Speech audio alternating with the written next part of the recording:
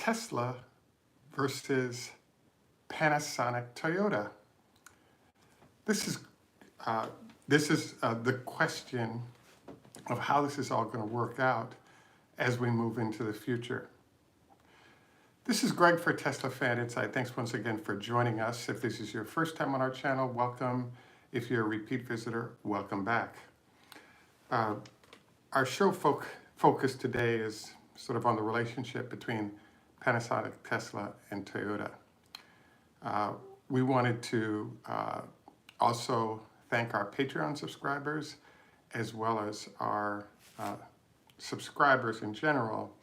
And if you do enjoy the show, please take time to like and subscribe. We're also joined by the Reno Gigafactory 1. And as you can see, this is the 2016 version as it was being completed. It is, we do have footage of the current one, but I think it's a lot more interesting to see inside the building than simply seeing an enclosed building with just a bunch of cars next to it. So we decided to do this show today because, as you know, it was just announced that about 2 months ago, Elon announced that they would ramp to the required number of employees. I believe that's 5,300 at the new Buffalo plant.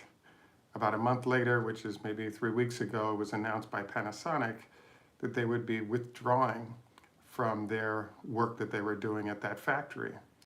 So this is an interesting development because, as we know, as you all know, there's been this huge battle between Elon and Panasonic over the last 2 or 3 years. On 2 or 3 public occasions, Elon has articulated that he's extremely upset with Panasonic because they're not producing enough batteries so he can get the cars done that he needs. And so, you know, the issue that popped up is kind of, what does this mean if in fact they're pulling out of Buffalo? And does this mean that Panasonic possibly disappears entirely from the process of supporting the success of Tesla? And so this is kind of what we wanted to dive into. So a sidebar note here, something happened recently in Los Angeles, which is that BYD is a city called Carlsbad, California, which is south of Los Angeles. Let's call it an hour. It's like an hour and a half.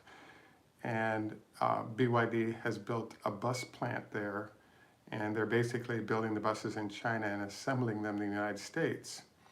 One of the things that happened at that plant that I was sort of amazed by is that in about a 3-year period, BYD announced with 150 employees that they'd produce 300 buses. And so I was kind of blown away by that because that's a lot of people and very few buses produced. So it meant that you had a lot of workers there who were either idle or in training or whatever they were doing, but they were still getting paid and ready to go once bus construction was done. So now one of the benefits of that is that BYD actually just landed a fairly large deal with the city of Los Angeles to complete buses there. So congratulations to them. Now, the reason I brought this up is that, as you've noticed, the Buffalo plant has been finished for at least 2 years. And the problem that occurred is that once that plant was finished and staffed, it turns out that the panels that they were supposed to make weren't working properly. So this created an interesting challenge, as in if you don't have a great product to make, kind of what do you do with this giant factory and all the workers in that factory that were required? Now, if we can use the Reno plant as a guide, if you look at the number of people that are there, there's this interesting sort of problem, which is that of the 5,700 employees, I believe 2/3 of them are actually Panasonic employees at the plant in Reno. So if we kind of use that as a guide, you would say perhaps half the employees in Buffalo then are working on the battery side when it comes to Panasonic. So therefore, when they went into idle mode for 2 years, we basically had a situation where they had to be paid by Panasonic still, but they weren't doing any work. So this sort of added to the losses relative to Panasonic and Tesla's relationship. So the core logic of why it is that Panasonic pulled out of Buffalo is simply that they've taken losses already. They're not being reimbursed for those losses. And now they're in a situation where it's possible production will ramp, yes or no, but there's no sort of path to reimbursement of losses as well as path to profitability, because we've heard about the electric side of the house or the solar panel side of the house coming together and working, but last year they actually had a $26 million loss. So we're still waiting for the photos that show the 1,000 a week order implementation that has been discussed by Elon Musk on numerous occasions. So basically, Panasonic kind of had no choice but to bail because they're losing too much money and there wasn't a clear path to when they were going to actually start making money. So the next thing we sort of come to in their relationship is what happened at Gigafactory China or Shanghai. The answer is that Panasonic has actually been shipping cells to build out the packs that are going into the Chinese vehicles until CATL and LG's sort of combined contribution to that facility can be made and delivered. So it's our estimation that part of the slowdown of the Chinese ramp is to just get those new batteries online. And the Chinese situation has some really interesting wrinkles. Number one, Panasonic actually has production of batteries going in China. And so the question is, why didn't Panasonic simply sign on to handle work there as well? Number two, the production of 18650 batteries in Japan is continuing to slow as the number of Model X's and S's decline. But, kind of what do they do with that production capacity? And the answer is, they're obviously not selling it to Tesla. And sort of this leads us to our next episode. And what that episode is, and we think that it's influencing how Toyota's or Panasonic is behaving, is sort of the Panasonic-Toyota relationship and its expansion. So basically, from what I understand, I actually spoke with an executive at a company called NTT.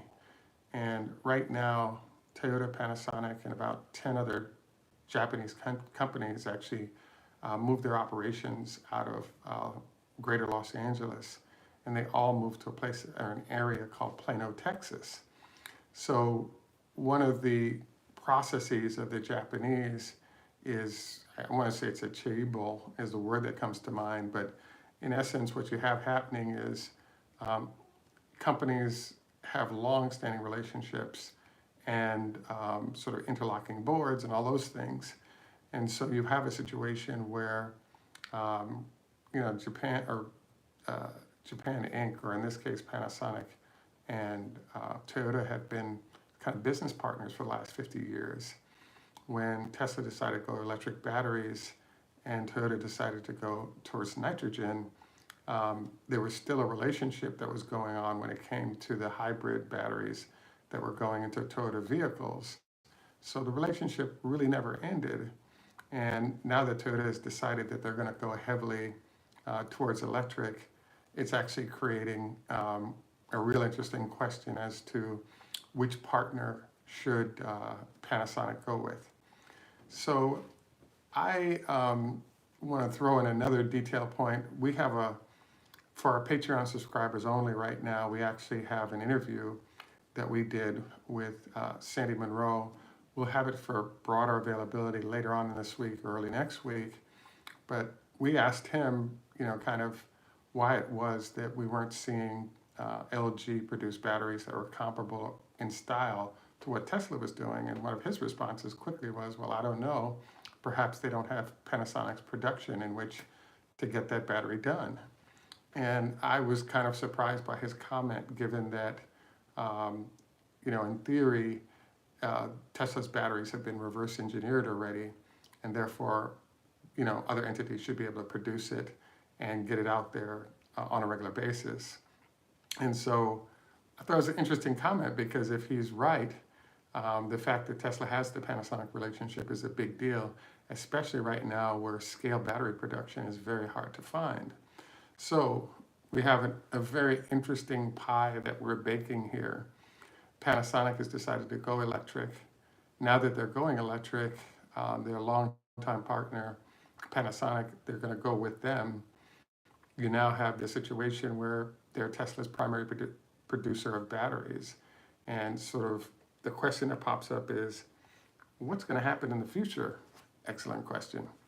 So according to Panasonic and Toyota, they're actually building at least one, if not a few factories in different places, because they're going to take on sort of the Microsoft strategy of battery production / thermal unit production, and become sort of the Microsoft of the electric situation world is the goal.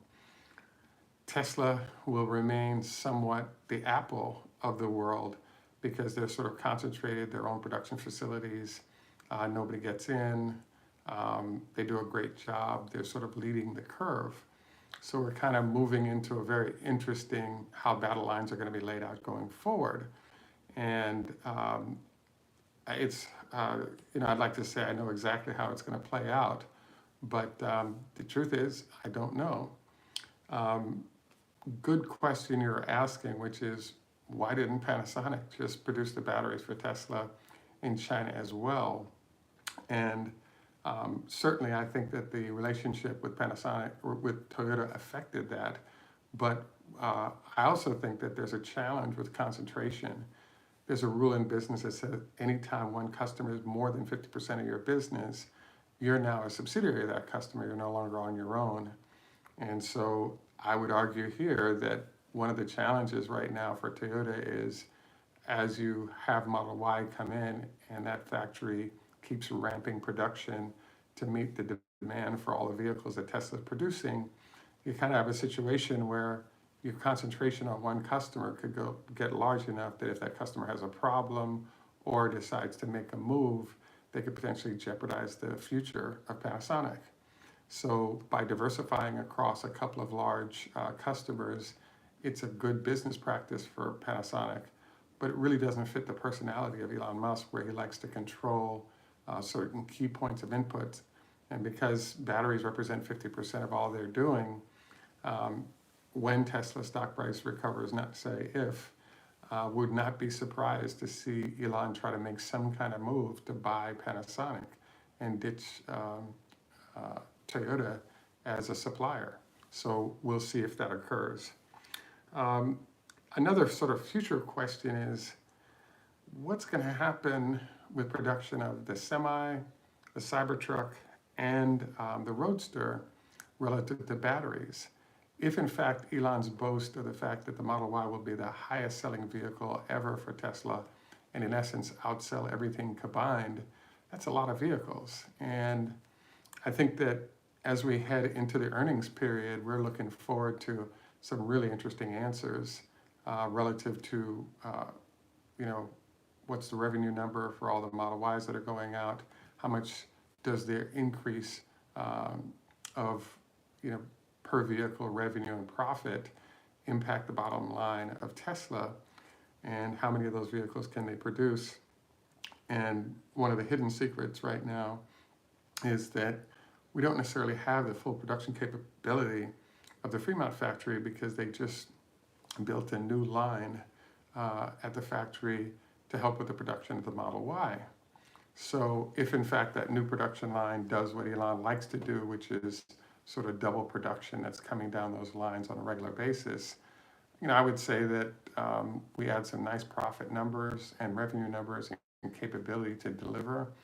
And when we combine a fully producing Chinese facility, the whole pie that's being baked for Tesla right now, I think, means solid revenue and earnings for the incoming period. But, there is this fly in the ointment about, hey, what's going to really happen with Tesla and Panasonic going on in the future. I believe, and I'm going to throw it out there, that I think that we have Plant X being built, and it'll be ready in time to address this battle that might take place. Tesla's been hiring a lot of battery experts.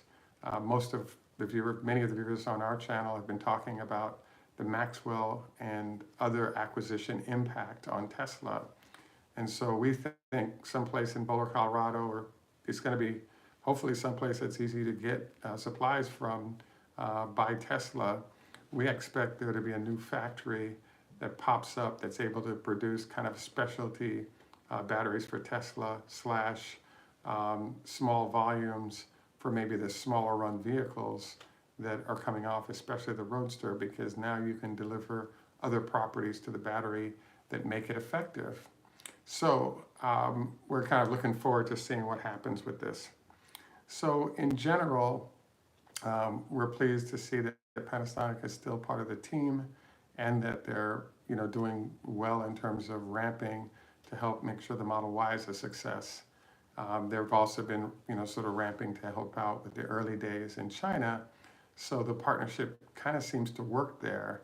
And as Elon has pointed out, if they're getting paid, it's all good too. In terms of what I mean by that is, yes, Panasonic owns half the plant in Reno, but the other challenge is that according to what we're seeing, they've had challenges with getting paid in a timely fashion by Tesla, and that's caused them to sort of dip into the red, even though they're moving large numbers of product through that facility. So a lot of interesting sort of, mixed things going on here. It'll be interesting to see how we move into the future now that Toyota is literally sort of rolling in as a powerful participant in this triangle. So, hopefully Tesla has the solutions that I just described and is able to deliver on them, because we want to see the company do well, but it is an interesting set of circumstances.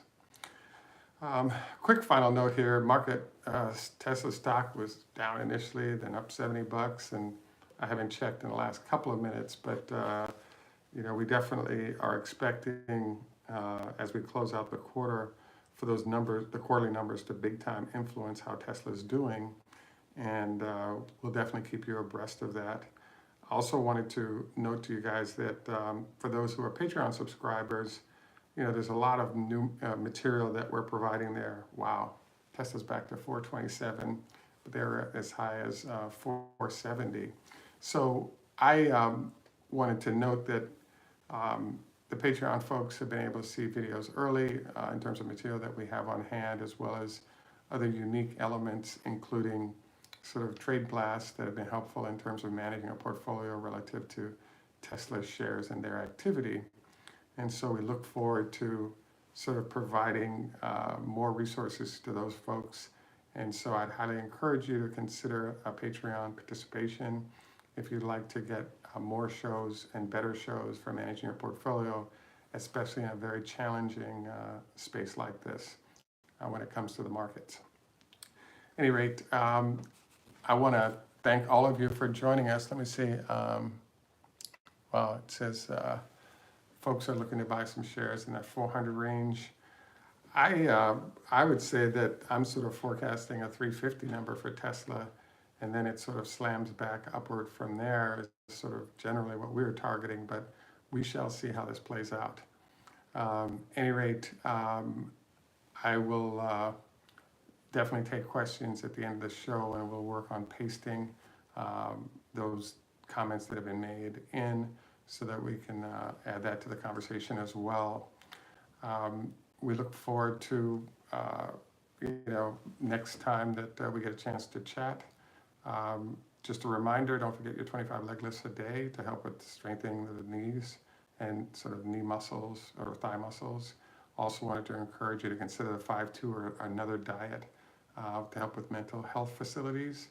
Also wanted to encourage you to think about a 30 SPF on a daily basis, especially when the sun is out heavy. And finally, don't go to bed within 4 hours. Ideally, to let the food digest so you don't have any acid reflux issues, but a minimum of 2 hours would be a good idea. At any rate, again, please take time to like and subscribe, and we could use some help on Patreon as well. This is Greg for Teslafaninsight. In German, Tschüss, au revoir, French, Lehitro, Hebrew, Hot, Hafez, Farsi, Zdravstvuyte, Russian, Hejdo, Swedish. Still don't know any Korean. I've got to get that one down. But at any rate, this is Greg for Teslafaninsight. Have a wonderful day. Bye for now. And in Jamaica, we say, enough respect, walk good man.